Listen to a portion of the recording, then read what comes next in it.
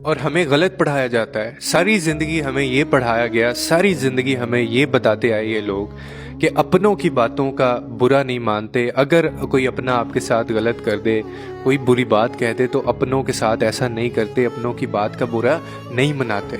सारी ज़िंदगी हमें झूठ बताते आए और यही पढ़ाते आए। अब जाके ये बात समझ आई है कि अपनों ही की बात तो चुभती है। अपनों ही ने तो ये काम नहीं करना था, अपनों ने ही ये बात नहीं बोलनी थी। गैरों की बात का भी कभी आपको बुरा लगा है, या गैरों की जो बात होती है वो भी कभी आपको चुभेगी? अपनों की बात ही तो चुभती है। तो तकलीफ ये है कि फिर अपने ही ये क्यों समझ नहीं पाते।